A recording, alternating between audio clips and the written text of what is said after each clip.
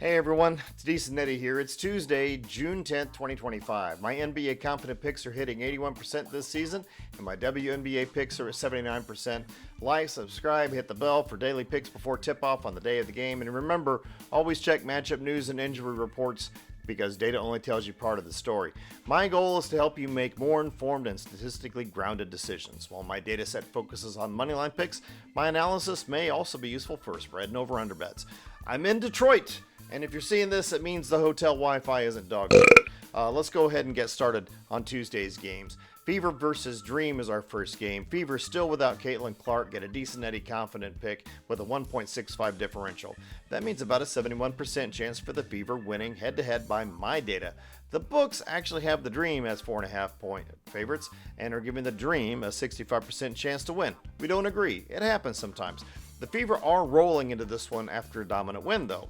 They show that they can absolutely lock down defensively even without Caitlin Clark.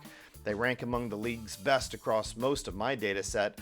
They're only not in the top half of my data set in 4 metrics. That's it. Everything else, they're firmly at the top half. They're doing all this while navigating significant time without their superstar. It proves that they do have depth and that they can adhere to a game plan even with her absence.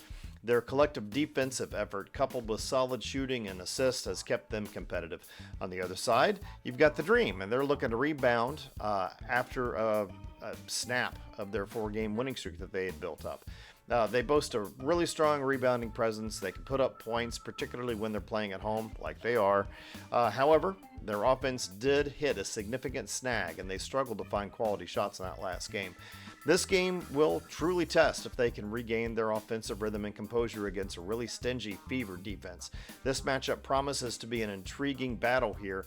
The team that executes better and controls the tempo is going to dictate the outcome. Bottom line.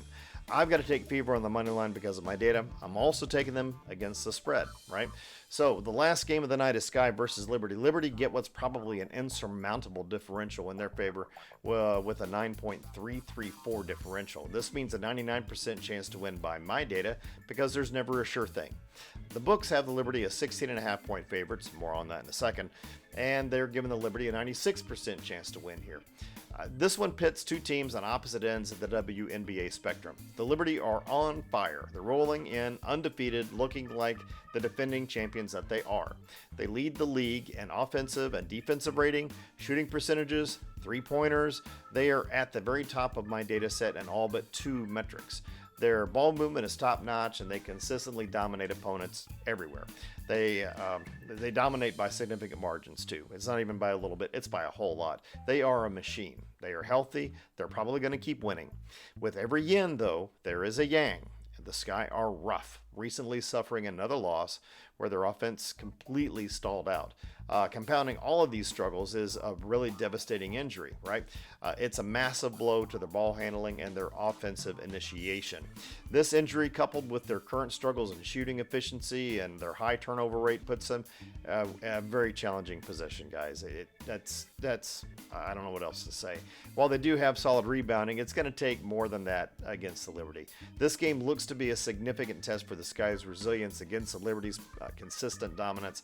I have to go with the money line for the data, even though I know there's no value in it. I would probably recommend Liberty covering, and guess what? This is the cool thing. While I was doing all my notes for this game, the line actually moved from 16.5 to 17, right? So get it while you can, I guess. The fundamental reasons for the Liberty's dominance and the Sky's struggles are still firmly in place. It doesn't matter what the number is there.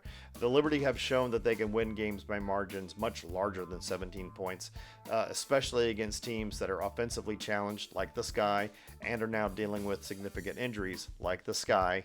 As far as the over-under is concerned, I might take the under. All right, that's it. So here's a quick recap. Decent Eddie confident moneyline picks. You got 2. You got Fever and Liberty. But remember the Fever books and I don't agree.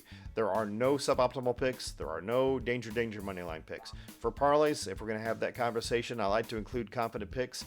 If you're going to use my data, if you take the Fever and Liberty in a 2-leg, your win percentage is around 70%.